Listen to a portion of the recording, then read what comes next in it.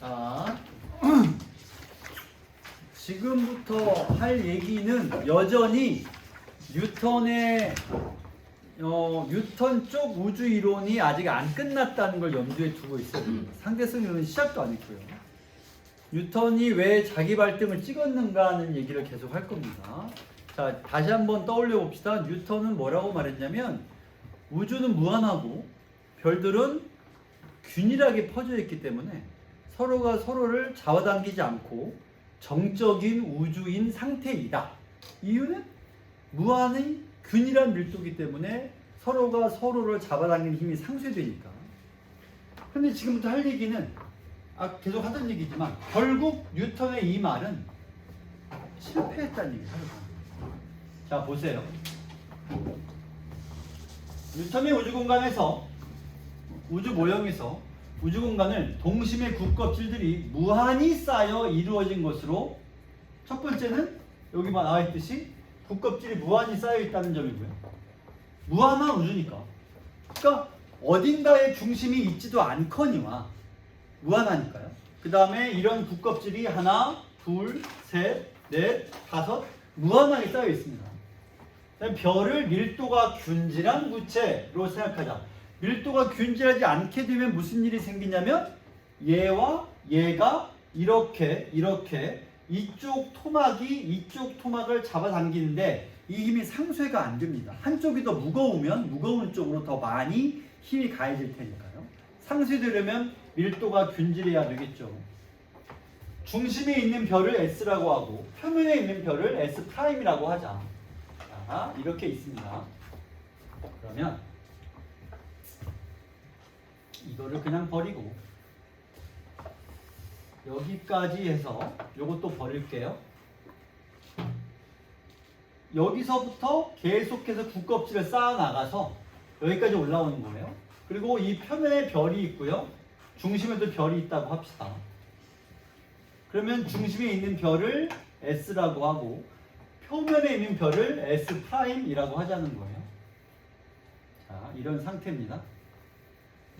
그러면 우주공간의 한쪽은 별 S에 시작해서 별 S'까지의 국껍질을 쌓아맞는 구체이고, 이때 한쪽이라고 하는 게 절반을 말하는 게 아니에요. 이건 절반이 아닙니다. 그냥 무한한 우주의 어느 한쪽을 말하는 거예요. 그러면 여기서부터 여기까지 쌓아 올려서 요만큼까지 왔습니다. 그 다음에 나머지 부분은 그 바깥이라 가정하자. 바깥이니까 여기를 말하는 겁니다. 그러니까 이렇게 구가 있고 이쪽 바깥이 있습니다. 그러면 별 S'이 받는 만유인력의 총합은 가운데 S가 있고 S'이 여기 있죠. 그럼 S'이 받는 만유인력의 총합은 앞서 말한 바에 따르자면 뭐라고 했냐면 어떤 별이 받는 만유인력의 총합은 그 별을 제외한 다른 만유인력을 모두 합한 것과 같다라고 했습니다.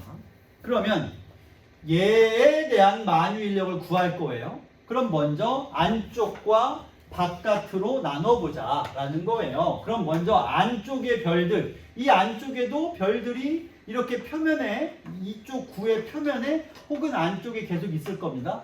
이 별들이 S'에 작용하는 만유인력, 그러면 여기도 별이 있고 여기도 별이 있고 여기도 별이 있으니까 얘를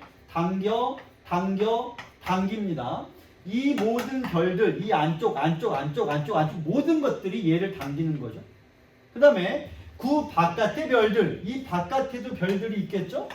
그럼 이 별들 또한 얘를 잡아당깁니다. 이렇게요. 그러면 이 만유인력과 이 만유인력의 합이다. 그러니까 이것들과 이것들을 모두 합한 것이 얘의 만유인력이다. 이렇게 됩니다. 자, 그런데 여기가 밑줄이죠. 이때 뭐 하다라는 거예요. 그럼 이거 어떻게 봐야 될까요? 이거 어떻게 봐야 되느냐를 얘기해 봅시다. 자, 우선 앞서 얘기한 것처럼 얘가 받는 만유인력을 우리가 이 바깥쪽의 국껍질을 생각해 보자. 바깥쪽 국껍질이에요. 바깥쪽 국껍질 기준, 얘는 이 국껍질의 안쪽에 있어요? 바깥에 있어요? 이 색깔을 바꿀게. 이 노란색 국껍질 기준, 얘는 국껍질 내부에 있나요? 외부에 있나요? 내부에서. 내부에 있으면 국껍질로부터 만유인력을 받아 안 받아? 안 받는다는 얘기를 앞 시간에 열심히 얘기했습니다. 그렇게 되면 여기에 별이 있든 여기에 별이 있든 여기에 별이 있든 이 모든 국껍질의 외부에 있는 별들로부터 얘는 힘을 안 받는다라고 되죠. 이유는 뭐죠? 여기에 있는 별이 이 부분에 얘를 당긴 이 힘은 동일하게 어디에 의해 상쇄돼요? 구가 한 바퀴 돌아서 반대 방향에 여기쯤인가요? 얘가 이 힘에 의해서 상쇄된다는 얘기죠. 그러면 요 바깥에 있는 애는 누가 상쇄해줘요? 그 국껍질에 이쪽에 있는 애가 상쇄해줍니다. 그래서 아무리 무한히 쌓여봤자 얘의 바깥쪽에 있는 별들이 얘를 당기는 힘은 그 반대쪽에 있는 국껍질에 의해서 상쇄가 되니까 바깥쪽 별들로부터 힘을 받을 일은 없다는 거죠. 그러면 안쪽에 있는 애는 어떻게 되느냐? 그래서 생각해보자. 안쪽에 있는 애. 자, 이보다 안쪽에 있는 애들은 얘를 잡아당기는데 이 안쪽에 있는 별들은 이거 전체의 질점을 상상해 봅시다. 이거 전체 질량 가진 질점이 이 가운데에서 얘를 잡아당기는 힘과 이거 전체 모든 공간에 있는 질량 요소들이 얘를 잡아당기는 힘은 어때야 돼? 동일해요. 왜 그렇죠? 이 전체 질량 가진 질점이 어디 있다고 가정하는 거예요?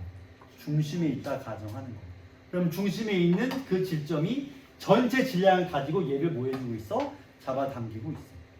얘도 또한 누굴 잡아당길까? 만유력은 항상 내가 잡아당기면 상대도 나를 잡아당기잖아요. 그럼 얘도 누굴 잡아당길 거예요? 여기 있는 가운데 있는 질점을 잡아당기겠죠. 균형을 이룬다면 가만히 있겠지만 그게 아니라면 얘는 어느 쪽으로 이동하겠어요? 다시 말해 얘의 질량과 이거 전체의 질량 중에 이거 전체 질량이 크다면 얘를 어떻게 하겠냐고. 누가 누구보다 질량이 커요? 이거 전체. 얘 혼자. 전체가 크겠죠. 이 안에 질량체가 많이 있습니다. 그럼 그것들이 가운데 있는 질점 방향으로 얘를 뭐 할 거냐면 잡아당길 거예요. 그래서 얘는 이 안쪽으로 결국 끌어당겨진다는 거예요.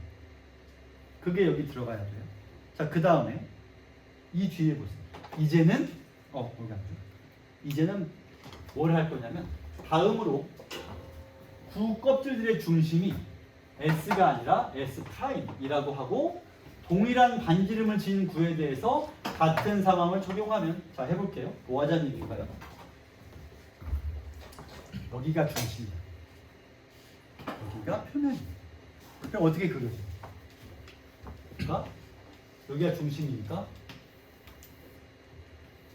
이렇게 그려집니다. 이렇게 동그랗게 그려지겠죠. 얘가 중심이고 얘가 표면에 있어요. 그럼 이쪽에 있는 모든 별은 얘 기준으로는 외부에 있는 구가 되겠죠? 이 안에 얘가 있단 말이에요. 그럼 얘는 바깥에 있는 별들로부터 힘을 받아 안 받아? 안 받죠. 이 국껍질의 안쪽에 있으니까. 그럼 얘는 어느 쪽으로 당겨져요? 얘가 중심이니까. 중심 방향으로 또 이렇게 당겨질 겁니다. 그럼 이 별과 이 별은 결론 어떻게 되죠? 얘는 이쪽으로, 얘는 이쪽으로 서로를 향해 당겨지는 거죠. 이걸 바꿔가면서 이쪽 별, 저쪽 별, 그쪽 별 모두 적용하게 되면 반지름과 중심의 위치를 바꿔가며 같은 걸 계속 하게 되면 결론 이렇게 결론이 나옵니다. 서로가 서로를 계속 잡아당길 거예요. 그럼 최종 결론 아까 말했죠? 뉴턴은 자기 발등을 자기가 찍었다. 다시 말해 우주는 정적이다, 정적이지 않다. 어느 쪽으로? 팽창한다고 수축한다고? 수축한다. 이게 뉴턴이 발등을 찍었다라는 말의 결론입니다. 우주는 끊임없이 수축할 것이다. 무한함에도 불구하고 수축할 것이다. 이렇게 되죠. 그러면 뉴턴은 망하는 거예요. 자기 이론에 의해서 자기 생각이 깨진 거죠. 우주는 정적이지 않다. 자, 앞서 우리가 뭐라고 했냐면 처음 시작할 때 여기서 뉴턴은 우주가 무한히 넓고 별이 균일함으로 균형을 이룬다. 근데 문제는 의도와 달리 정적인 우주를 함의하지 않는다라는 여기 문장에 어떤 결론이 나와야 되냐면 정적이 아니라 수축된다는 것을 나타내게 되었노라 라는 말이 나와야 됩니다. 그리고 그 왜 그런지를 설명을 한 거고요.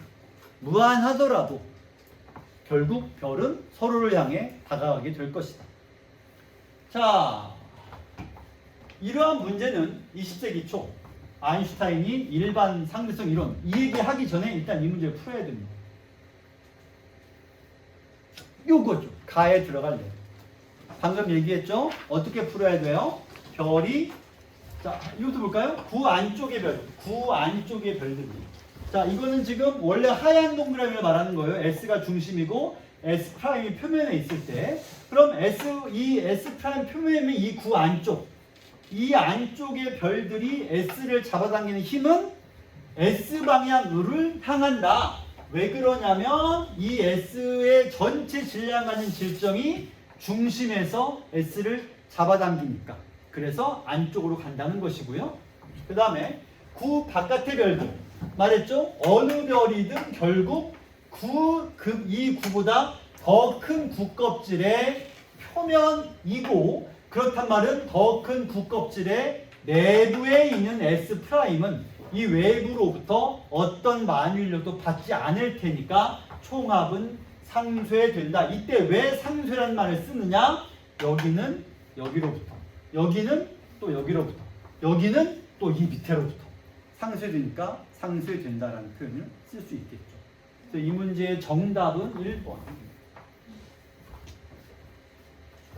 나머지가 왜 아니냐? 이 얘기 해볼게요. 2번 구 안쪽의 별들 여기요 여기 이게 S'에 작용하는 만유인력의 총합은 구의 바깥 방향 여기서 틀렸죠. S'에 작용하는 힘은 중심 방향을 향해야 됩니다. 그 다음에 3번 구 안쪽의 별들이 S'에 작용하는 만유인력의 총합은 구를 이루는 구껍질의 밀도가 균질하지 않는다면 계산 못해요. 따라서 할 수 없고라는 말은 맞는 말입니다. 문제가 없어요. 항상 균질함을 우리가 가정하고 글을 전개하니까 밀도가 다르면 답이 없어요. 답이 나올 수가 없습니다. 그 다음에 구 바깥의 별들이 S'에 작용하는 만유인력의 총합은 0이다. 여기에 바깥의 별들. 그럼 여기 S에 만유인력 총합이 작용하지 않으니까 상쇄된다고 했잖아요. 그럼 합이 얼마가 되냐면 0이 돼요. 쌤 3번도 그럼 맞네요. 맞죠. 맞아요. 하지만 답은 아니에요. 왜? 가에 들어갈 내용이 아니야. 다시 말해서 뭘 말해주지 못하고 있어요? 방향을 말해주지 못하고 있어요. 방향을 말해줘야.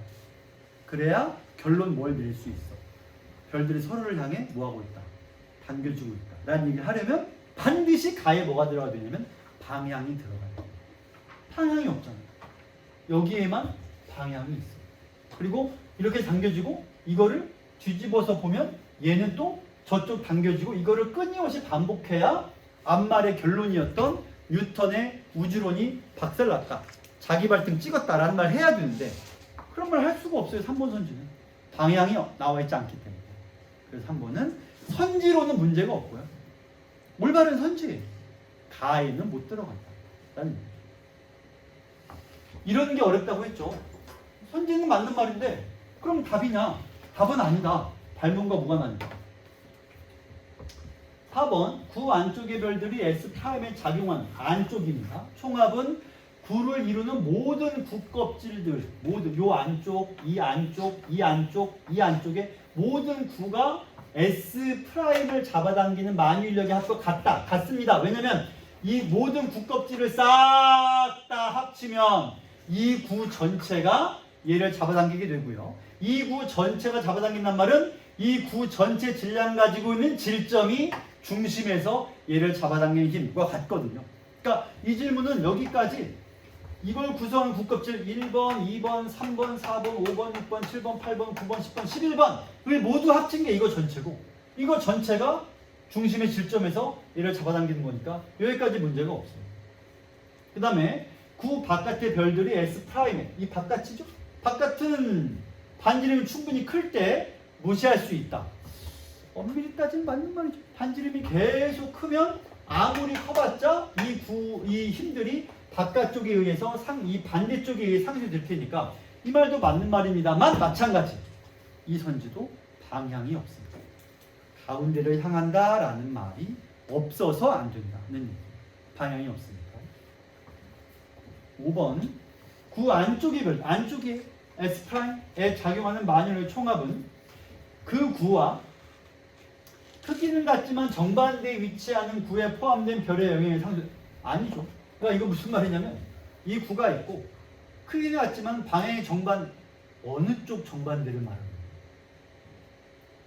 이 여기에 작용하는 이 안쪽의 별들이 얘를 잡아당기는 힘이 얘랑 크기가 같고 방향이 정반대면 어느 쪽? 알 수가 없는 얘기를 하고 있어요. 이쪽인가요? 반대라고 했으니까?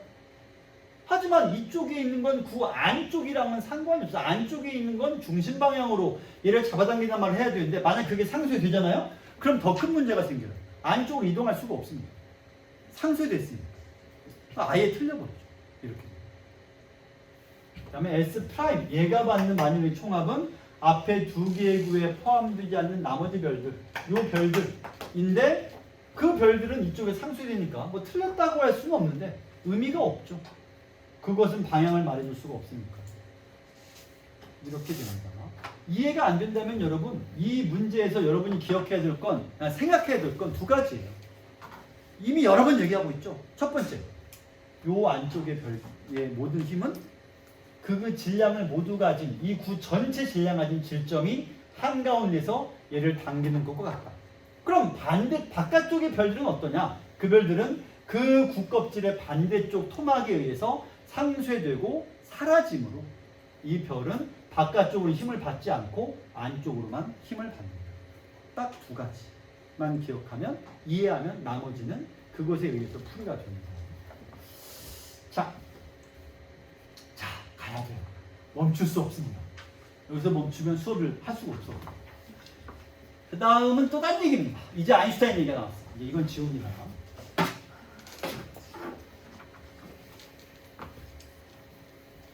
에어컨 끄세요. 아, 그럽시다.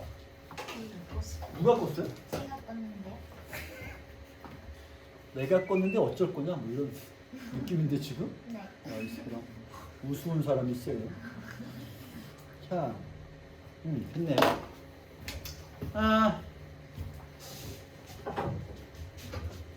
유튜브 채널 내 이름을 가진 국어 강사는 없나 봐요. 검색하면 국어 강사는 나밖에 안 나옵니다. 그래서 덕분에 채널에다가 보통 비공개를 올리거나 하는데 이번 거는 그냥 다 올려둘 테니까 혹시 더 이걸 좀 더 영상을 보고 이해하고 싶으면은 와서 보여달라고 하면 내가 내 노트북이나 내 패드로 보면 됩니다.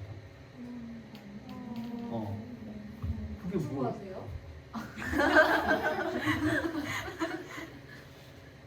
그러니까 이런 거예요. 나는 작고 머리도 그렇게 똑똑하지 않고 그리고 얼굴도 볼품이 없으니까 항상 뭐라고 생각하냐면 뭐라도 하나 해야지 뒤처지지 말아야지 이런 생각을 갖고 삽니다. SM을 보면 저 키 크고 얼끔하고 하얗고 말이죠. 야 저런 사람도 열심히 하는데 난 더 열심히 해야지. 뭐라도 하나 더 해야지. 그래서 뒤처지는 게 되게 싫어가지고 유튜브도 꽤나 일찍 시작했어요. 근데 뭐 유튜브로 돈 벌거나 사람을 끌어야겠다가 아니라 수업한 걸 유튜브에 올리게 되면 보충을 할 필요가 없습니다. 그렇지 않습니까? 이거 보면 돼 라고 하면 되니까 시작했는데 그 덕에 나름 이익도 많이 봤습니다. 돈이 아니고요. 수업한 걸 다시 보니까 내가 내 수업을 보니까 부족한 게 보이지 않겠어요? 왜 자꾸 실강만 보고 수업하지? 가장 대표적인 거죠. 애들을 안 봐요. 그럼 이건 문제가 있겠죠. 그런 걸 위해서라도 올려주긴 하는데 이번 건 올릴 테니까 필요한 사람 보시고. 자, 아인슈타인 얘기를 해봅시다. 이 이론에서는 질량 가진 물체가 자기 근방의 시공간을 휘게 만든다고 봅니다. 그러니까 무슨 말이냐면 이렇게 지구가 있으면 지구의 주변의 공간이 멀쩡하게 있는 게 아니라 지구 질량에 의해서 이렇게 휘어진다는 거예요. 공간이. 뭐 이런 식으로 말이죠. 그럼 만약에 태양이 있다면 어떻게 되겠어요? 이게 지구고 이게 태양이에요. 그럼 공간이 어떻게 되겠어요? 여기는 살짝 휘겠고 여기는 이렇게 휘겠죠. 훨씬 질량이 무거우니까. 이거는 우리가 조금만 검색해봐도 충분히 볼 수 있는, 심지어 여러분 페이지 번호 곧바로 뒤에 있어요. 바로 뒤에. 저기 88쪽을 보시면 145번 문제에 질량에 의해서 휘는 대충의 그림이 나와 있습니다. 이건 역시 여러분이 지학 교과서에서 본 적이 있는 그림일 겁니다. 자, 다시 나와서요. 계속 갑니다. 따라서 질량 가진 두 물체가 서로 잡아당기는 현상은 둘 사이에 힘이 아니라, 이렇게 되면 문제가 커집니다. 왜냐하면 앞에서 뉴턴은 열심히 힘이라고 했거든요. 근데 여기서는 힘 아닌데 그거? 그럼 뭐예요? 휘어진 시공간을 따라 움직인, 다시 말해 공간이 휜 거다. 아예 시간과 공간이 휘어진 거. 또 질량이나 에너지가 존재하는 한 시간과 공간은 휘어질 수밖에 없으므로 우주는 처음부터 정적으로 존재할 수가 없게 된다. 즉 우주는 반드시 수축할 수, 반드시란 말은 말할 수 없겠고, 우주는 멈춰 있는 것이 아니라 휘어진 시공간을 따라서 움직인다라는 것이죠. 정적이 아닙니다. 만유인력과, 힘은 만유인력이죠. 근데 이거와 다르게 우주의 시공간 그 자체를 다룰 수 있게 된 과학자들은 우주의 크기나 진화에 관심을 기울이게 되었습니다. 다시 뉴턴은 힘을 다뤘고요. 아인슈타인 이후에는 힘이 아니라 시간과 공간을 다루려고 애를 쓰게 됩니다. 다음으로 갑니다. 일반 상대성 이론에 기반한 상대론적 우주론 모형에서, 자, 아인슈타인의 상대론적 우주론, 아까 뉴턴의 우주론이 아니라 만유인력이 아닌 상대론적 우주론입니다. 우주의 크기와 진화를 결정한 요소는 물질의 밀도, 복사의 밀도, 암흑의 밀도, 우주의 곡률 4개입니다. 그대로 써보겠습니다. 물질의 밀도, 그 다음에 복사의 밀도, 그 다음에 암흑 에너지의 밀도, 그리고 우주의 곡률 4개입니다. 이 4가지가 우주의 크기와 진화를 결정합니다. 뭔가 어마무지한 단위의 얘기를 하고 있습니다. 자, 물질의 밀도는 무엇인가? 일반적인 물질들의 밀도를 말합니다. 그냥 일반적인 밀도이다. 이 공간에 있는 물질들이 얼마나 있어요? 이 공간에, 요 교실 안에. 일단 사람들이 있고요. 여러분과 내가 있죠. 책상, 의자, 칠판, 뭐 이런 뭐 형광등 등이 있습니다. 여기 내가 지금 팔을 휘젓는 이 빈 공간에는 뭔가 물질이 있나요? 있겠죠. 공기의 입자가, 기체들이 있으니까요. 그 다음에 두 번째, 복사의 밀도란 무엇인가? 이거는 빛의 속도만큼 빠르게 움직이는 작고 가벼운 입자들의 밀도. 잠깐만, 빛의 속도만큼 빠르게 움직이면 기체라고 말하기는 좀 어려워집니다. 왜냐하면 기체는 빛만큼 빠르진 않거든요. 굉장히 빠르게 움직입니다. 작고 가벼운 것들을 말하는 거죠. 복사라고 하는 거는 우리가 하는 그 카피인가요? 복사 에너지라고 하는 거는 주로는, 보통은 열을 발하는 것이 밖으로 내뿜는 에너지를 복사 에너지라고 부릅니다. 복사는 밖으로 쏜다라는 뜻이지 카피의 뜻이 아니에요. 밖으로 쏘아대는 에너지. 형광등도 에너지를 지금 밖으로 쏘아대고 있습니다. 암흑 에너지의 밀도, 뭔가 멋진 이름입니다. 멋있어. 암흑 에너지. 이게 뭐예요? 이거는 공간 자체가 가지고 있는 에너지의 밀도입니다. 질문. 앞에서 이거 얘기했습니다. 우주상수 혹은 더 정확하게 진공의 에너지죠. 진공하면 아무것도 없대요. 그럼 뭐도 없다는 얘기야. 물질이 없고 복사도 없고 거기에 뭐가 있으면 그 공간 자체가 가지고 있는 에너지가 있다. 대박입니다. 공간인데 에너지가 있어. 아무것도 없는데 에너지가 있다. 진짜? 이때 우주를 관측한 시점에서 세 종류의 밀도를 모두 합하여 특정한 임계값과 비교하는지에 따라 곡률이라는 게 결정이 됩니다. 그러니까 이거는 그냥 보통 물질들, 이거는 빛의 속도만큼 빠르게 움직이는 것들의 에너지, 이거는 공간의 에너지, 그리고 이거를 모두 합한 것이 공률이라는 얘기예요. 세 종류의 밀도를 모두 합하면 공률. 그래서 공률은 밀도 합과 임계값을 비교해서 이 둘을 크거나 같거나 작고를 비교해서 공률을 결정한다라는 얘기입니다. 써가 봅시다. 만일 밀도들의 총합이 임계값을 넘지 않으면 우주는 음의 공률, 열린 우주라고 하고요. 같으면 공률이 0인 평탄한 우주, 그 다음에 넘으면 양의 공률을 가진 닫힌 우주가 됩니다. 우주의 부피에 따라 휘어짐의 정도 바뀌어도 공률의 부호는 바뀌지 않는다고 되어 있습니다.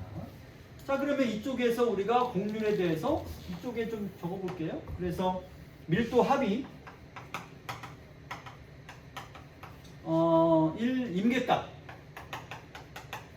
넘지 않으면, 즉 이렇게 되면 우주는 음의 공률, 이것이 동일하면 0, 그 다음에 밀도 합 임계, 밀도 합이 더 크면 이때는 양, 음의 공률을 열린 우주라고 부르고요, 여기를 닫힌 우주라고 부르고요, 여기를 평탄한 우주라고 부른다는 얘기죠. 자, 이게 뭐라는 얘기일까요? 더 가봅시다. 그렇다면 각각의 요소는 우주에 어떤 영향을 미칠까? 이 이론에 의하면 물질과 복사는 질량을 가진, 이거요, 얘와 얘는 질량을 가진 입자이므로 얘들은 질량이 있다. 그렇죠. 여러분과 나도 질량이 있고요. 심지어 빛의 속도로 움직이는 그 빛도 질량이 있다라는 겁니다. 따라서 서로 잡아당기는 상호작용을 하고요. 질량을 가지면 서로 잡아당겨요. 이걸 무슨 힘이라고 해요? 인력 그리고 중력이라고 부를 수 있겠죠. 잡아당기니까. 이에 따라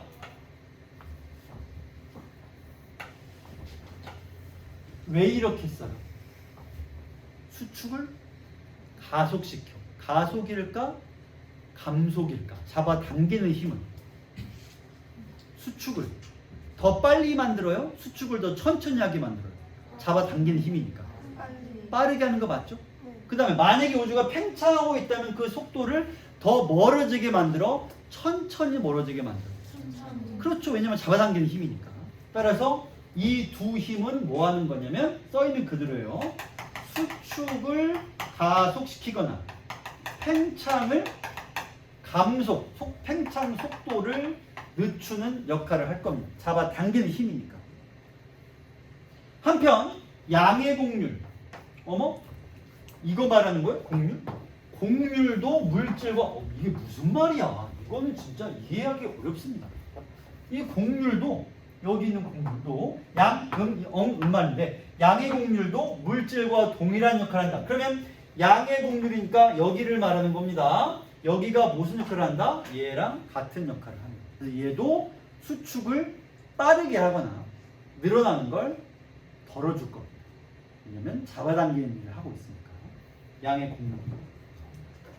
근데 밀도 합이 크니까 그럴 것 같긴 합니다만 흥미로운 건 이게 하나의 개체로서 작동한다는 거죠. 신기합니다. 그 다음에 영의 공률은 그 자체로는 아무 역할이 없어요. 아, 그래요. 음의 공률은요, 나오네요. 단지 팽창 수축 속도를 일정한 값으로 유지하는 역할. 요건 그대로 씁니다. 음의 공률은 속도를 유지. 0은 아무것도 없고요. 속도 유지. 마지막으로 암흑 에너지는, 자, 이 두 개는 이런 역할을 하고 얘는 이런 역할을 하고 얘는 역할이 없고 얘도 같은 역할이고 얘만 남았습니다. 공률은 여기 설명되어 있으니까. 암흑 에너지는 무슨 일을 하나요? 얘는 공간 자체가 가진 에너지니까 이거는 팽창을 가속시키거나 속도를 늦추는 역할. 그대로 씁니다. 팽창, 가속, 수축은 수축 속도는 늦춰. 그러니까 반대인 거죠. 얘랑 반대쪽 역할을 하고 있습니다. 어떤 요인이 우세한지는 팽창 정도에 따라서 결정됩니다. 자, 여기에 대한 설명을 읽고 나면 이제 지문이 아마 끝날 거. 아직 남았구나. 그 다음 나오는 딴 얘기예요. 딩글의 얘기는 전혀 다른 얘기니까 이 내용은 여기서 끝납니다. 우주가 팽창하면 할수록 부피가 커집니다. 물질과 복사의 밀도는 작아지며 곡률의 영향도 약해집니다. 반면 암흑 에너지는 공간 자체의 내재된 에너지이므로 팽창 수축해도 밀도가 변하지 않는다. 그러므로 우주가 팽창할수록 암흑 에너지의 영향력은 우세해지며 반대로 우주가 수축할수록 물질과 복사의 밀도와 곡률이 암흑 에너지보다 많은 영향력을 끼치게 됩니다. 잠깐 스톱.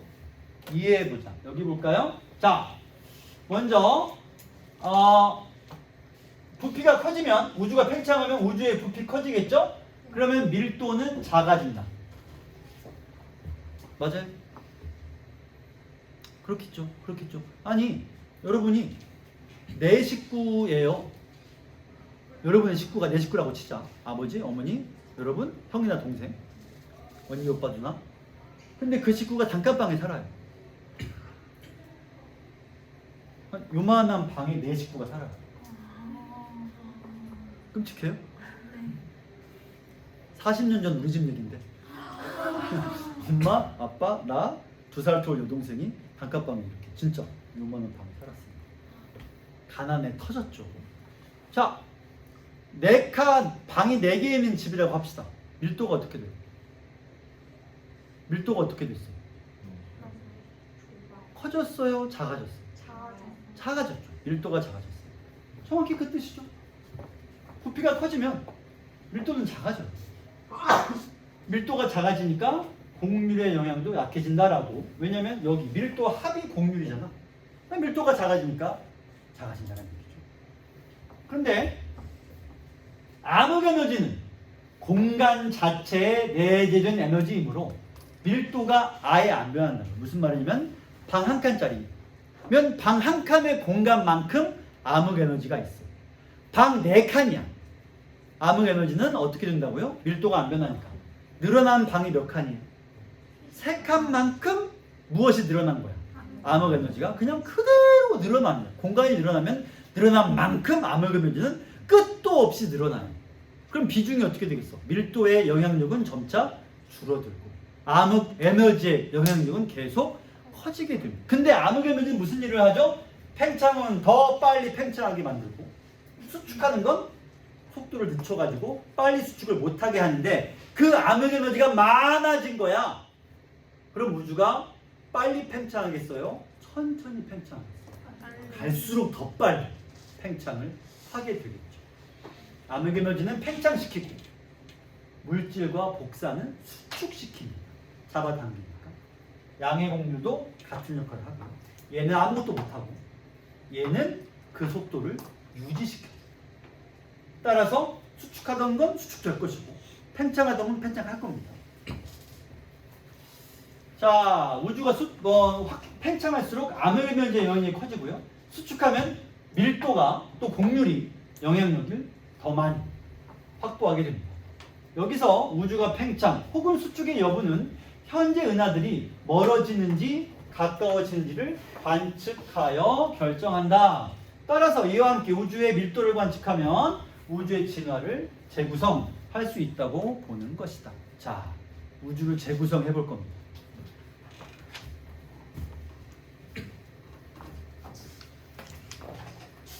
이 문제를 풀어볼 거예요.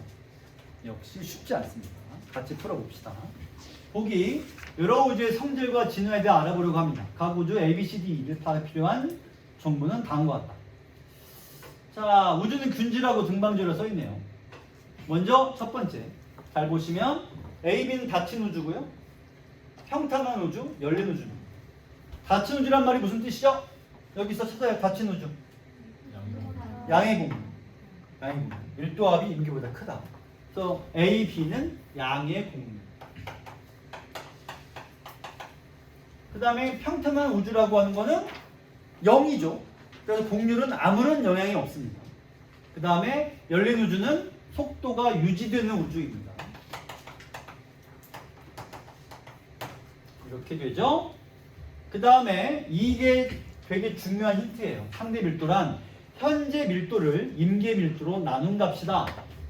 요거를 이쪽에 식으로 만들어 볼까요? 현재 밀도를 임계 밀도로 나눈 값이에요. 이것이 상대 밀도입니다. 자, 시작해 봅시다. 먼저 A를 보시면 닫힌 우주예요.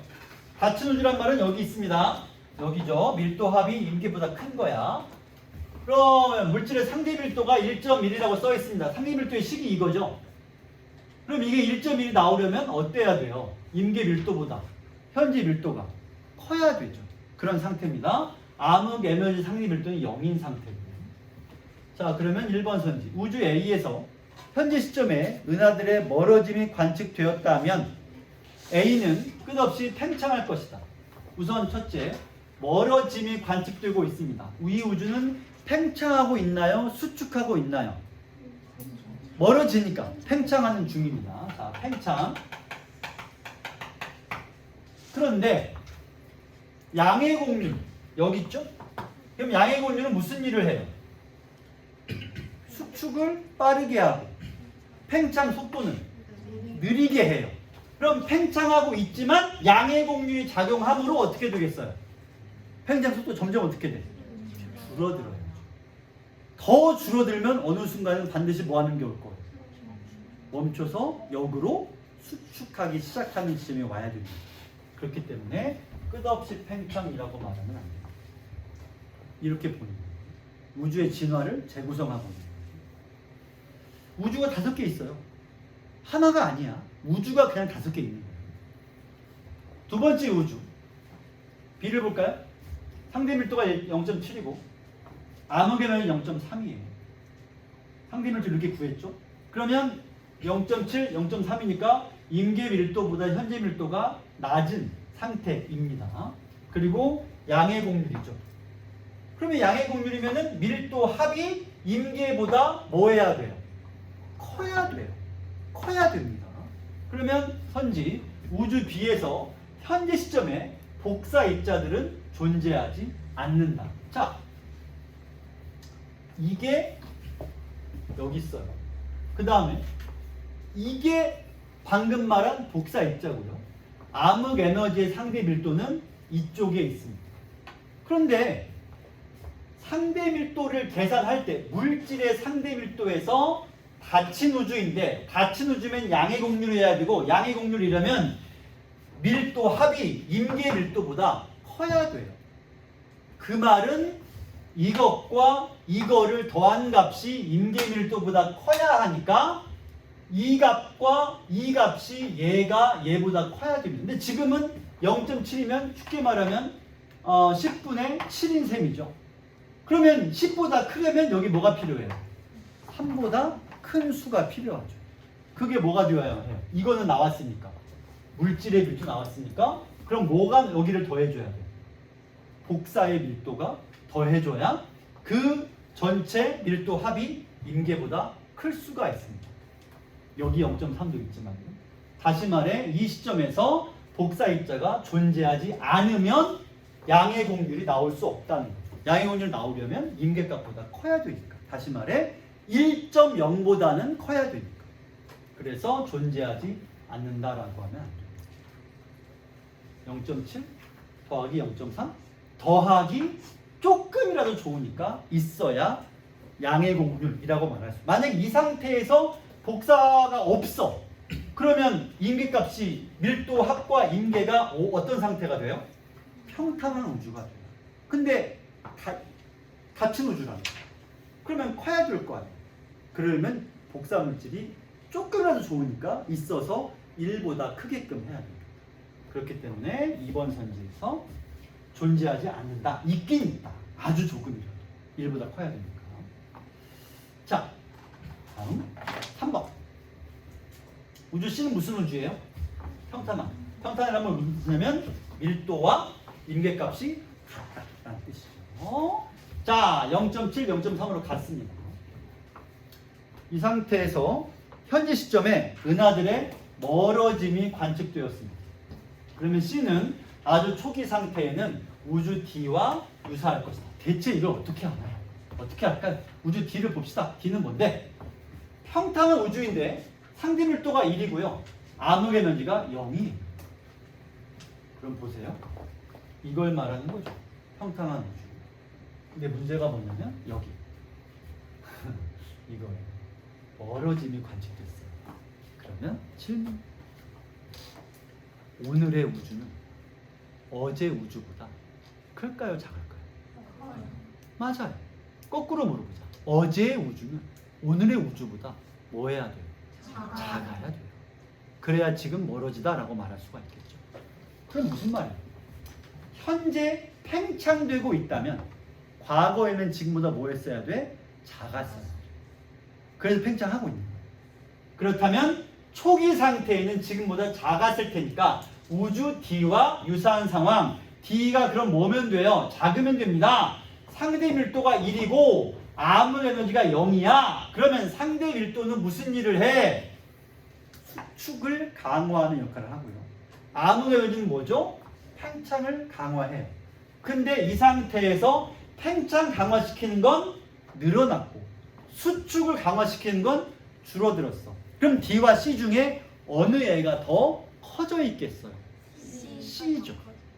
따라서 어제는 D였고 오늘은 C. 초기에는 D였다가 지금은 C가 된 거죠. 그래서 이 문제의 정답은 3번이 됩니다. 이렇게. 쉽지 않죠. 지금 계속해서 내가 뭘 억누르고 있냐면 다시 설명해야 돼요. 다시 이걸 억누르고 있는데 다시 설명하면요 못 끝내요. 우리가 할 게 많습니다. 일단 여기까지 하고 다시 질문 받을 테니까 이거 두 개는 설명할게요. 다음 4번. 우주 D에서 현재 시점 은하들이 멀어지고 있습니다. 팽창하고 있다는 얘긴데요. 그러면 D는 과거에 현재보다 더 느리게 팽창하고 있었을 것이다. 이렇게 되죠. 그렇다는 말은 속도가, 팽창 속도가 어떻게 되었다는 얘기예요? 빨라졌다는 얘기예요. 그런데 D를 볼까요? 밀도가 1이고 암흑 M의 상대 밀도는 0입니다. 그럼 팽창 속도가 어떻게 된 상태였겠어요? 이런 상태였겠죠. 그래서 더 느리게라는 건 안 됩니다. 자, 그 다음 5번. 마지막 우주 2예요. 여기죠. 열린 우주입니다. 여기네요. 밀도 합이 임계값보다 작아요. 속도가 유지되고 있죠.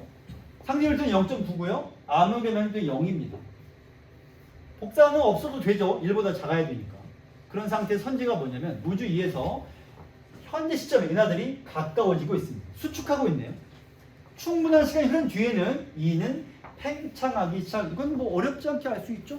계속 속도가 유지된다며. 그렇다면 지금은 가까워지고 있다면 앞으로 어떻게 되겠어요? 계속 가까워지고. 왜냐하면 유지되니까. 따라서 이럴 이유는 없습니다. 계속 수축할 겁니다. 유지되니까. 질문. 여기서. 아직 이게 얘가 해서 암으로 푸는 건지 걱정입니다만 아예 똑같은 부분도 있고요. 그 다음에 우리가 해야 될 건 뭐냐면 지문에서 근거를 찾아서 푸는 거죠. 사실 외워서 풀 거라면 지구과학인 거고 우린 지문을 봐야 되니까. 지문을 봅시다. 자, 마지막입니다. 이거는 과학이 아니라 철학입니다. 자, 봅시다. 허버트 딩글이 나와요. 여러 과학자들은 상대론적 우주론에 대해 공개적으로 부정적인 입장을 표했다. 왜요? 이들은 진정한 과학이란 인간이 감각할 수 있는 대상만을 분석의 목표로 삼아야 하며 여기요. 과학적 방법론은 구체적인 여러 사례를 관측한 결과를 토대로 일반 원리 확립하는 귀납법에 근거해야 한다고 봤다. 질문. 요 말의 반대 용어를 찾아요. 이 말의 반대 표현. 구체적의 반대 표현. 이거죠? 귀납법은 우리가 어떻게 말해요? 귀납에 대해서? 역삼각이죠? 그래서 여기가 관찰 결과. 그걸 다 모아가지고 만든 여기가 일반 보편적 진리. 이렇게 되죠. 그러니까 여기서 구체적이라고 하는 건 이런 사실 하나하나를 말하고 그걸 모아서 하나의 결과. 근데 이 결과는 일반적이어야 합니다. 모든 것이 적용되어야 하죠. 자, 그러면 허버트 딩글은 왜 상대론적 우주론을 비판했냐면 이건 실제로 인간이 감각할 수 없지 않냐는 거예요. 이런 거 다 눈으로 본 거 아니잖아. 가설 세우고 예측한 거 아니야. 그건 귀납이 아니야. 귀납은 오로지 뭐 해야 돼? 감각기관으로 관찰해. 근데 니들이 말하는 건 전부 가상의 물건이잖아. 따라서 인간이 볼 수 없는 곡률, 크기, 우주의 팽창과 수축, 경험과 무관한이 문제인 거죠. 사변적 이론으로부터 출발하기 때문에 이건 미신이야. 신비주의야. 내 의견과 정확히 일치합니다. 야이씨, 미신이랑 뭐가 달라? 이럴 거야! 라고 말한 다음에 그와 비슷한 근거 하나둘만 나와도 봐라! 내가 그랬잖아. 내 말이 맞아. 이거 어디서 내가 많이 들은 얘기네. 이거 사이비들이 하는 말과 똑같잖아. 가끔 가다가 자기의 근거하는 이상야릇한 사례만 나오면 봐라 내가 말했지? I told you 이러면서 데리고 가는 건 똑같잖아. 자, 물론 과학을 나는 기본적으로 지지하는 입장이지만 가끔 가다가는 회의가 생깁니다. 이렇게까지 감각이 불가능한 걸 대상으로 논리를 전개도 되나 싶긴 합니다만 뭐 어쨌든 자, 또 한 가지 이 말은 무슨 말이에요? 나머진 다 아는 말입니다. 이건 뭐? 사변적. 사변이란 말이 무슨 말이에요? 사라는 건 우리가 알고 있는 그 사예요. 이게 무슨 사자니? 맞아요. 사변은 생각만으로 이야기를 전개하면 사변적이라고 합니다. 그러면 생각만이 아닌 뭐가 필요해요? 구체적인 관찰, 증거가 필요합니다. 그런 거 없이 그저 생각과 상상과 이론만으로 전개하는 걸 사변적이라고 합니다. 사변적은 주로 누가 누구를 비판할 때 쓰는 말이냐면 과탐하는 사람들이 사탐하는 사람 깔 때 쓰는 말입니다. 생윤, 윤사 하는 사람 보면서 야, 그게 말장난이지. 그걸 지금 학문이랍시고 이렇게 투덜댈 때가 있죠.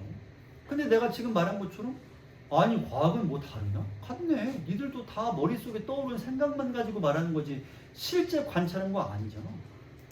라는 생각을 문도리인 나는 하고 있는 거야. 글쎄, 이과는 생각이 다를까? 자, 이에 대해 상대론적 우주론 지지하는 과학자들은 또 귀납법만으로는 안 돼. 그걸로는 이미 알려진 것만 설명할 수 있어. 새로운 규칙성을 찾을 수가 없다고. 먼저 이성을 통해 자유롭게 가설을 세우고, 잠깐만, 여기서 말하는 자유롭게 세운다는 말이 벌써 뭐로부터 벗어나 있냐면 구체적인 관찰 증거로부터 벗어나 있습니다. 멋대로 가설을 세우는 거죠. 그런다면 뭐예요? 우리가 뭘 관측할지 논리적으로 연역하는 방법인 가설 연역법을 사용해야 한다고 주장하는 것이다.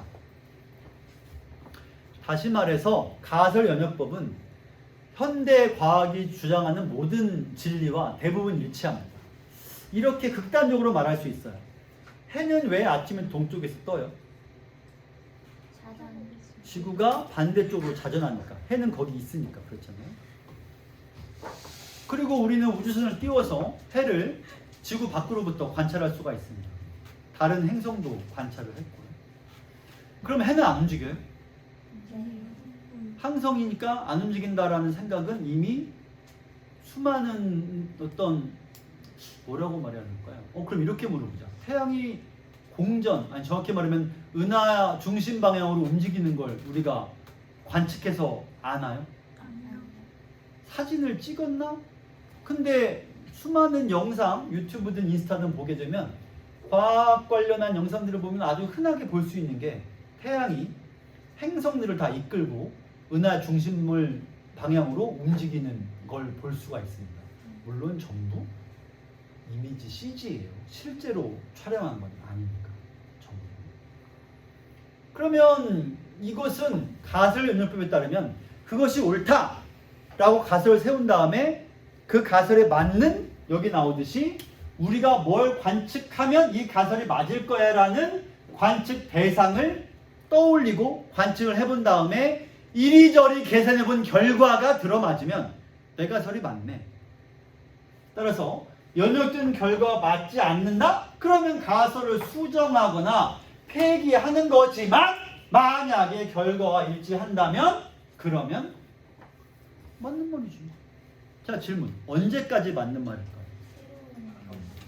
반론이 나와서 그 가설을 수정, 폐기하기 전까지는 맞는 말. 이것이 가설 연역법이죠. 가설을 세운 다음에 연역을 하고 연역의 결과가 누구에게로부터 반론을 받지 않으면 오케이, 문제 없어요. 반론 받기 전까지는 사실. 그러면 아까 했던 질문 다시 합시다. 아침에 해는 왜 동쪽으로부터 떠오르는가는 언제까지 진리인 거예요? 그거에 반박되거나 폐기되기 전까지는 진리. 물론 아직까지는 반박, 폐기 될 것 같지는 않습니다. 실제로 해는 있고 지구는 자전하고, 지구가 자전하는 건 심지어 위성에서 볼 수도 있고 공전하는 것도 마찬가지예요. 볼 수도 있으니까.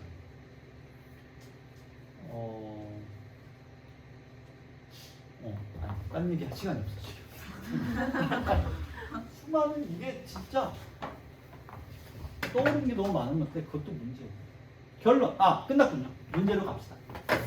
자, 그래서 이 문제 방금 읽은 것 때문에 139번을 풀어보겠습니다. 139번. 자, 요거는 철학과 논리 문제입니다. 이건 지울게요.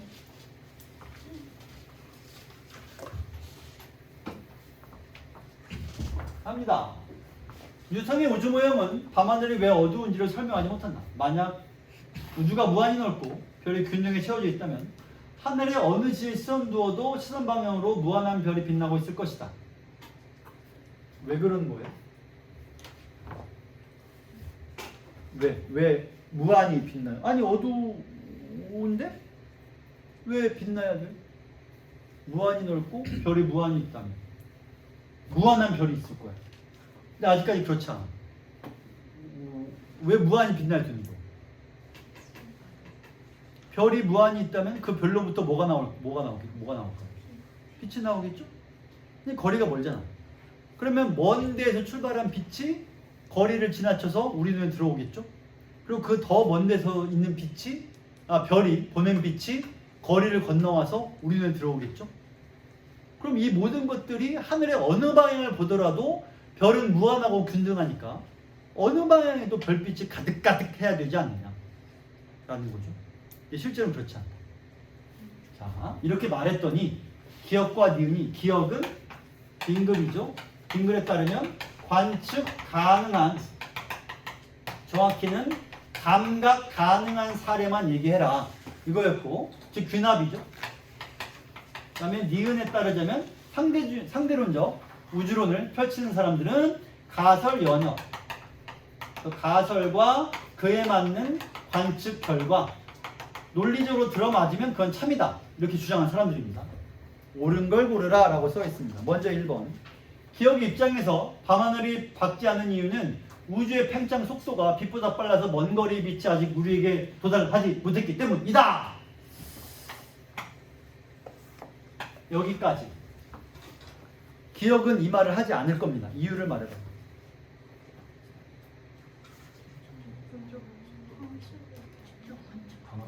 관측 가능하지 않으니까. 감각할 수 없으니까. 이런 말을 꺼내지도 않을 거라는 거죠. 이건 지구과학이 아니라 논리입니다. 따라서 이렇게 말. 그것 때문이 아니다. 그냥 우리의 감각이 가능한 것이 있는 그대로의 사실이지 더 멀리 팽창하고 있어서 안 오는 거야 라는 걸 네가 어떻게 아는 거죠? 가본 적이 없잖아. 근데 어떻게 알아? 이게 기억의 주장이죠. 다음 2번. 시간이 30분도 안 남았으니까. 두 번째, 기억의 입장에서 상대론과 달리 뉴턴의 우주 모형은 관측에 부합하지 않는 한계를 지니더라도 뉴턴의 우주 모형은 관측에 부합하지 않는 한계, 지녀, 안 지녀에 대해서 기억은 사실 별 신경 쓰지 않아요. 기억은 뭐만 신경 쓰고 있죠? 감각 가능한 대상을 다뤘냐, 다루지 않았냐가 기억의 유일한 신경 쓰는 대상입니다. 따라서 이번 선지는 감각 대상만을 탐구했다. 아니죠. 뉴턴도 감각 대상만 탐구하진 않았습니다. 따라서 2번도 기억의 입장에서는 감각 가능하다라는 말이 안 되니까 틀린 선지가 되는 것이죠. 다음 3번 니은 이쪽입니다. 가설연납 입장에서 뉴턴의 모형을 수정한 다음에 그럼 이게 바로 뭐예요? 이들의 입장에서는 이것도 하나의 거대한 뭐에 불과하냐면 가설에 불과합니다. 근데 가설이 안 맞으면 그걸 뭐 해야 돼요? 수정해야 돼요. 그래서 관측에 부합해. 수정했더니 부합해. 그럼 이것은 참이야 거짓이야? 참이죠. 다만 너무나 정확한 표현인 게 잠정적인 참이죠. 언제까지? 폐기, 수정되기 전까지. 완벽한 선지입니다.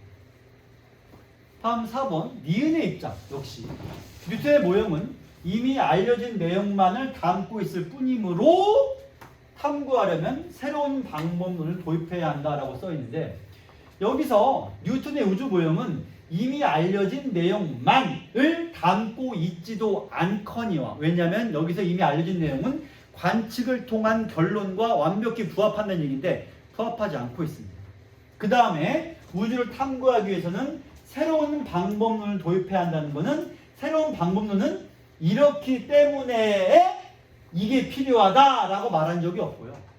새로운 방법론을 왜 도입해야 하느냐면 새로운 추론이나 과학적 탐구를 위해서이지 그것이 이것뿐이므로 라고 말하면 안 됩니다. 다시 말하면 이렇게 해야 하는 이유는 위에 이것뿐이어서가 아니라 우주에 대한 새로운 가설을 실험하기 위해서 새로운 방법론이 필요하다라고 해야 됩니다. 원인과 결과가 어긋나 있고요. 마지막 5번 기억과 니은장 모두에서 밤하늘을 관측한 결과로부터 뉴턴의 우주를 모형을 사실로 보기 위해서는 보기의 시점 이후 밤하늘이 밝아지는 순간이 있어야 한다. 먼저 기억의 입장에서는 이 순간이 있어야 한다라는 말을 하지 않을 겁니다. 왜냐하면 기억의 입장에서는 뉴턴의 우주 모형을 사실로 간주한다라고 하는 것은 자기가 관측 가능한 사실만을 언급한다와 들어맞아야 돼요. 뉴턴의 우주 모형은 관측한 사실만을 말하지 않았습니다. 때문에 이런 순간이 있어야 한다라고 말하는 게 아니라 뉴턴은 우리가 감각할 수 없는 사실도 언급하고 있으므로 이 이론은 불필요하다, 미신이다 라고 평가하고 끝내는 거지 뭐가 있어야 한다라고 말할 일도 없거니와. 왜냐하면 실제로 그렇지 않으니까. 그래서 이렇게 말하지 않을 겁니다. 근데 니은도 이렇게 말하진 않을 거예요. 왜냐하면 니은은 뉴턴의 우주 모형을 사실로 간주하기 위해서는 보기 시점 이후 밤하늘이 밝아지는 순간이 있어야 한다라고 하는데 뉴턴의 우주 모형은 니은의 입장에서는 이미 오류가 입증된 이론입니다. 따라서 이 이론을 사실로 간주하려는 노력도 가정도 하지 않을 거예요. 폐기하고 나서 새로운 뉴턴과 무관한 이론을 도입해야 됩니다. 그래서 5번도 어긋난 선지가 되겠죠. 자, 이렇게 되면 문제를 몇 개 풀었죠? 3개 푼 것 같은데? 137번, 8번, 9번을 풀었죠? 135번, 6번도 풀겠습니다. 20분 남았는데요. 해야죠. 원래 하나를 더 하려고 뒤에 만들어놨는데 근데 진짜 여러분 나중에 오늘이나 나중에라도 맨 앞에 이어부터 지문을 풀어보면 우리가 수업한 내용 중에 한 70%만 이해했어도 앞에 나온 지문들이 수월하게 읽힐 거고요. 또 거꾸로 말하면 앞에 나온 지문을 읽다 보면 우리가 지금 이 시간에 공부한 지문들이 또 이 부분이 이래서 그렇다라는 것도 이해될 수 있습니다. 꼭들 해보시고 목요일에 당연히 할 거예요. 저번 주에 3시 4시쯤 와가지고 빈자리 없냐라고 말하는 사람이 있었는데 저번 주에 언제 판매가 끝났냐면 12시 한 10분쯤에 10분 15분쯤에 끝난 것 같습니다. 그래서 판매가 빨리 끝나니까 구입을 원하시는 고객님들께서는 가능한 빨리 오셔가지고 점심시간 시작하자마자 와서 구입을 하시고요. 자, 135번입니다. 옳은 걸 고르라. 1번 상대로 이 고안된 이유는 우주가 수축한다는 관측 결과를 뉴턴의 모형으로는 설명할 수 없었기 때문이다. 뉴턴이 자기 발등을 찍었다는 게 우주가 뭐 한다는 결론이었죠? 수축한다. 근데 왜 설명을 못해요? 반대죠? 우주가 수축한다라는 걸 아인슈타인은 우주가 수축하네? 어떡하지? 라고 뉴턴이 고민하고 있으니까 그 문제를 해결하기 위해서 이론을 출발시킨 것이지 수축을 설명할 수 없어서가 아니라 오히려 수축하는 문제를 해결하기 위해서 이론을 출발한 거였죠. 2번, 만약 천체에서 은하들의 멀어짐이 관측되었다면 뉴턴은 만유인력의 법칙을 응용하여 시공간이 팽창하는 우주 모양을, 시공간이 팽창하는 건 누가 꺼낸 얘기예요? 시간과 공간에 대한 얘기는 누가? 아인슈타인. 뉴턴은 뭐만 다뤘죠? 힘을 다뤘다. 시공간이 아니에요. 따라서 시공간 얘기는 할 수가 없었습니다. 3번, 상대론적 우주론에서 뉴턴의 우주 모형처럼 정적인 모형을 만들고자 할 때는 우주에 물질과 복사만 없다고 가정하면 되겠군. 잠깐만, 물질과 복사가 없으면 뭐는 남아있나요? 그렇지. 물질의 밀도, 복사의 밀도, 세 번째가 뭐였죠? 암흑 에너지의 밀도. 그럼 얘는 우주를 어떻게 시키죠? 팽창시키죠. 그럼 정적이야? 아니야? 아니죠. 수축은 아니겠지만 팽창할 거. 그러니까 정적이라고 볼 수는 없습니다. 이렇게 되겠죠? 4번, 만약 천체에서 은하들의 멀어짐도 가까워짐도 관측되지 않았다면, 그렇다는 말은 우주가 뭐하고 있다는 얘기죠? 멈춰 있다는 얘기죠. 멀어짐도 가까워짐도 정적인 거죠. 상대론적 우주는 그 이유를 우주의 팽창이나 수축의 변동폭이 작아서 관측상으로 잘 나타나지 않았기 때문이에요. 자, 이걸 설명해봐요. 이선지가 답이에요. 왜 그런지 말해봐요. 이게 왜 답이겠어요? 아니.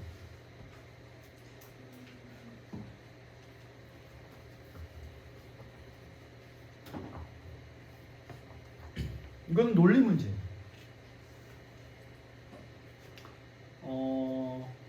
수능 완성 1회에도 이와 연관된 문장이 있어요.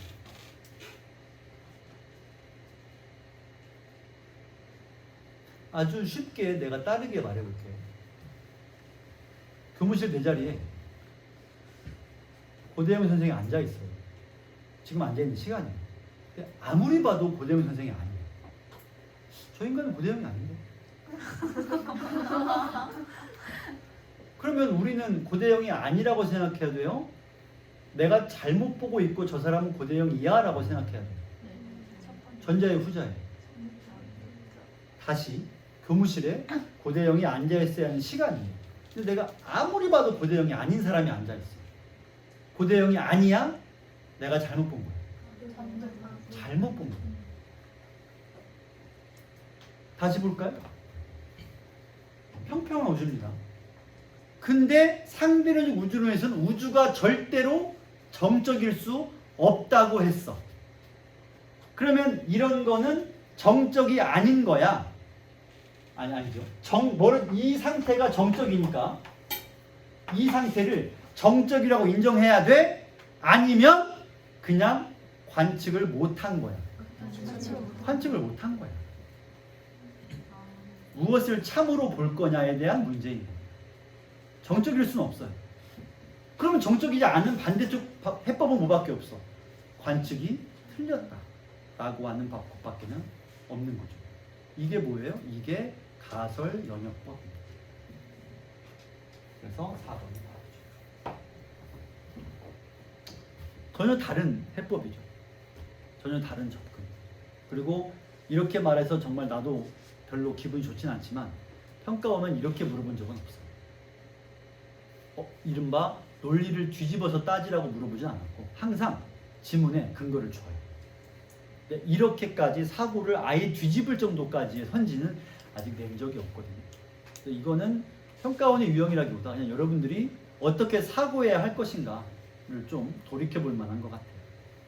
나중에 그러니까 평가원과 닮지 않았다는 얘기를 내 입으로 꺼내는 건 별로 그렇게 유쾌한 일은 아닙니다. 그건 사실이 그러니까. 하지만 어떻게 보면 사고를 점검할 만한 선지이긴 해요. 정적 일리는 없다. 반드시 우주는 수축이나 팽창한다고 말했다면 그러면 결론은 뭐 해야 되느냐? 관측을 잘 못한 거다 라고 이해하는 게 맞다는 거죠.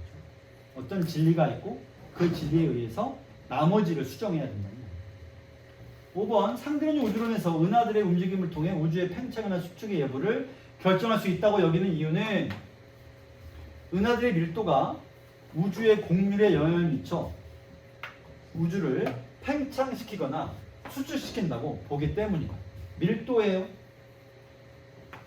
은하는 물질이죠. 물질의 밀도는 수축시켜요? 팽창시켜요? 둘 다 못해요? 하나만 해요? 어때요? 물질의 밀도는 우주를 팽창시킬 수는 없어요. 수축만 시킵니다. 팽창은 누가 시켜요? 그렇죠? 따라서 이거는 이 지문에 나오는 내용에 대응되는 쌍을 알고 있느냐를 물어보는 거예요. 수축시키는 쪽에 밀도 2개, 물질과 복사가 있고 팽창시키는 쪽에 암흑 에너지가 있습니다. 그걸 이해했느냐라고 물어보는 선지입니다. 자, 136번.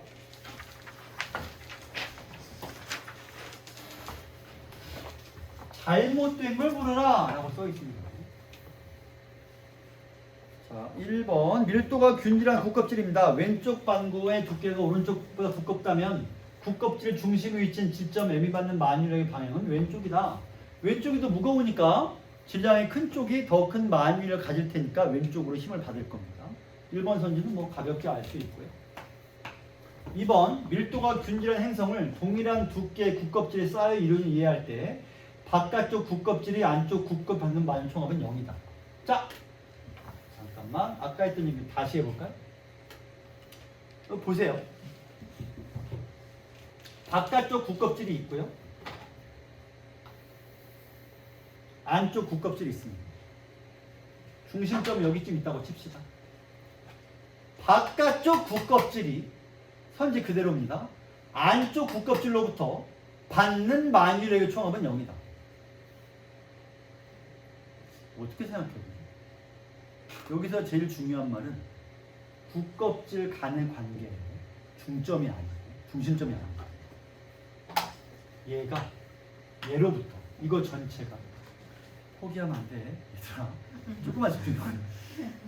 이 바깥에 있는 거 전체가 국껍질만이에요. 국껍질이 이 안쪽 국껍질로부터 받는 만유력의 총합. 이렇게 당기고 얘도 노란색도 얘를 노란색이 얘를 이렇게 잡아당기는 거죠. 잡아당기고 흰색도 얘를 잡아당깁니다. 이 관계를 따져봐야 되나? 그럼 바깥쪽이 더 부피가 큰데? 부피가 좀 다른데? 어떡하지? 이렇게 생각하지 마시고 얘는 이 바깥쪽 국껍질 전체의 질량을 가진 질점이 중심에 있다고 가정해 봅시다.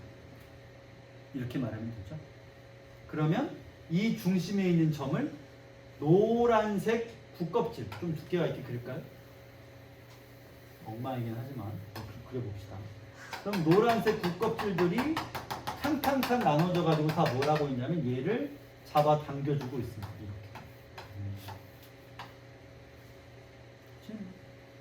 얘가 잡아당기는 힘 어떻게 되죠? 누구에 의해서? 당겨주는 상수. 그럼 얘는 상수되겠죠? 다 상수되겠네? 싹 다? 그러면 노란색, 흰색 국껍질을 얘가 잡아당긴 힘이 다 상쇄됐어. 그러면 어떻게? 이렇게 상쇄되니까. 요 두 개를 비교하고 있을 게 아니라 이거 전체의 질량 갖는 질점을 가운데에 배치한 다음에 얘를 당기는 힘을 생각해보면 모두 상쇄됨을 알 수 있습니다. 이걸 위해서 선지 지문에서 무슨 말을 해준 거예요? 만유력을 구할 때 그 만유력의 총합은 해당 국껍질의 질량을 모두 가진 질점을 구의 중심에 배치한 다음에 그것과의 관계를 알아보면 된다. 라는 말이 중간에 들어가 있었던 것이죠.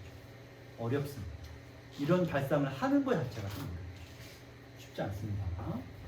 다음 3번 지구에 의한 만일만 고려한다면 질량 스몰 m인 질점이 지구의 표면으로 내부를 향해 움직입니다. 이 질점은 지구의 중심에 가까워질수록 더 큰 만일력을 받는다. 여기 보시고요.